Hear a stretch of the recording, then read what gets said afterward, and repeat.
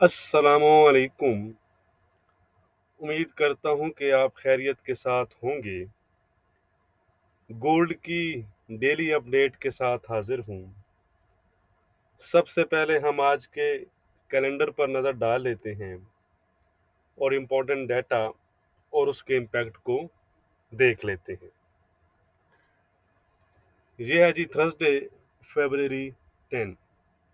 अगर हम आज डाटा वाइज देखें तो दिन 2 पीएम पर बैंक ऑफ इंग्लैंड के जो गवर्नर हैं उनकी स्पीक है।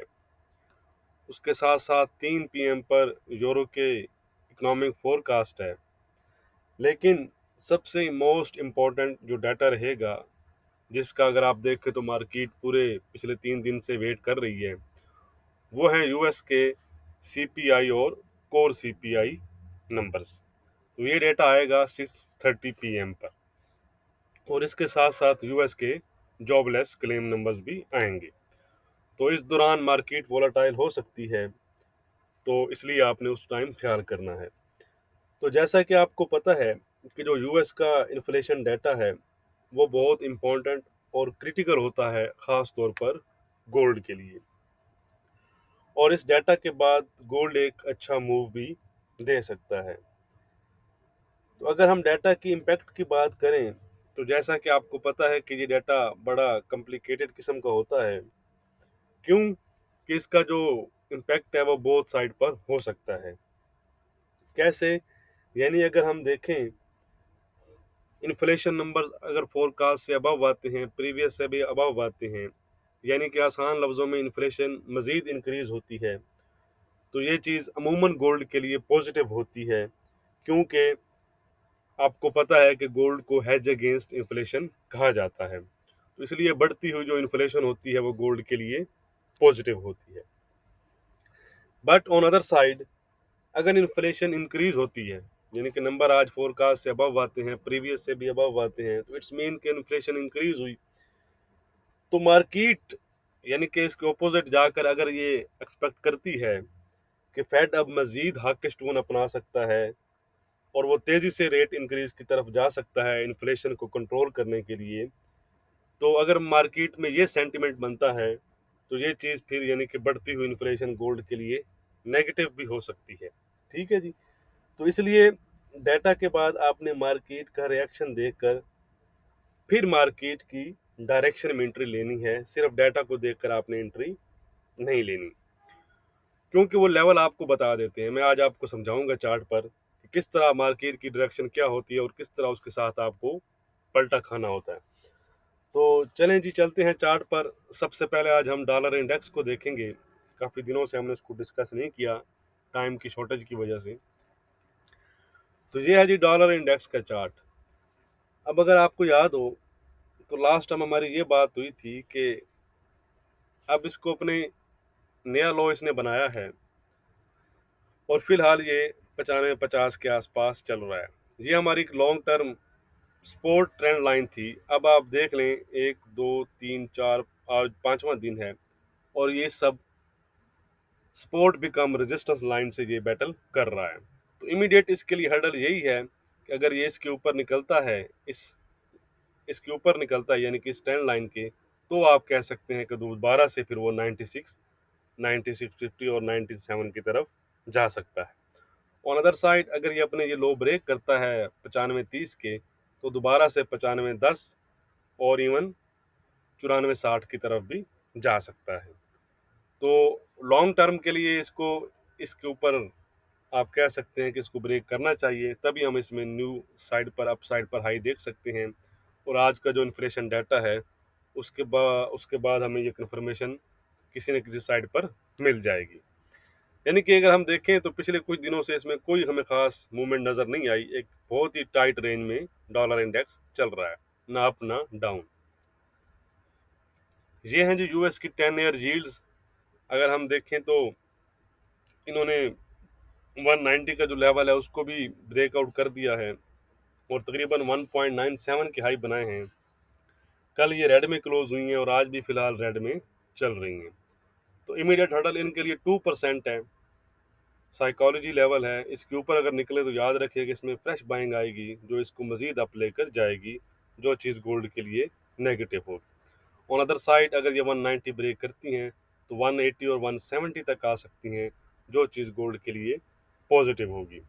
पिछले कुछ दिनों में आपको चीज़ें इसलिए नज़र आई होंगी क्योंकि यूएस की जो 10 ईयर यील्ड्स हैं और डॉलर इंडेक्स है उसका जो ट्रेंड था वो कंट्रास्ट था। ठीक है जी, ये दोनों सेम डायरेक्शन हो, यानी कि दोनों का ट्रेंड अगर सेम हो तो फिर हमें गोल्ड पर ज़्यादा इम्पैक्ट नज़र आता है। चलें जी, हम चलते हैं गोल्ड के डेली चार्ट पर। ये है जी गोल्ड का daily chart.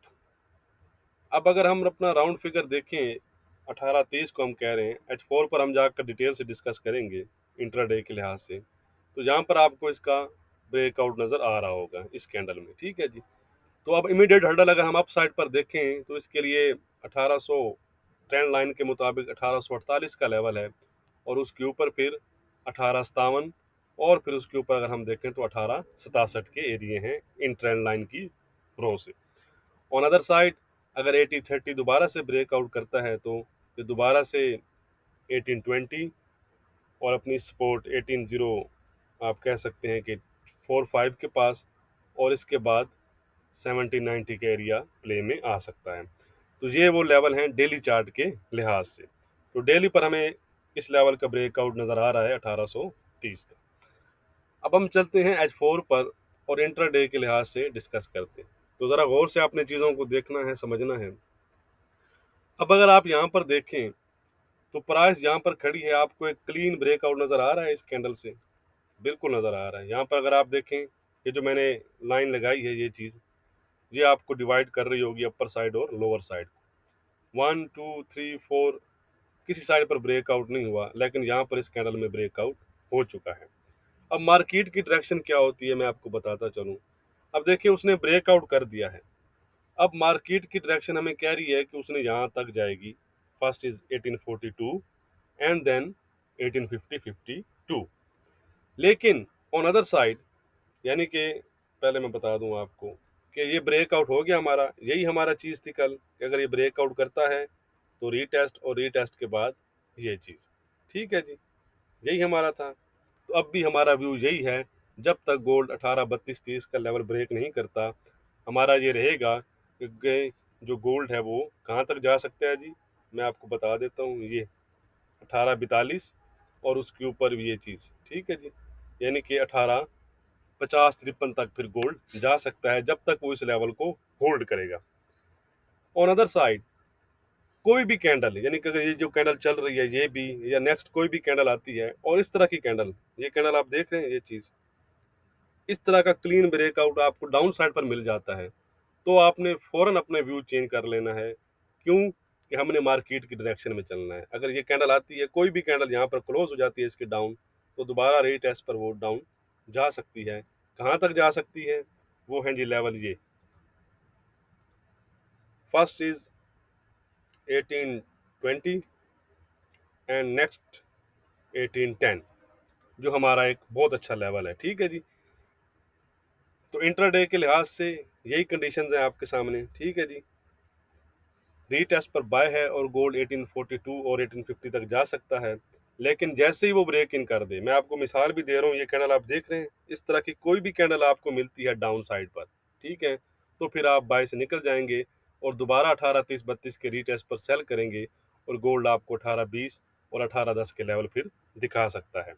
On other side जब तक गोल्ड इसके ऊपर रहेगा तो हमारा व्यू इस पर अपर साइड पर ही रहेगा कि गोल्ड 1842 और 1850 तक जा सकता है।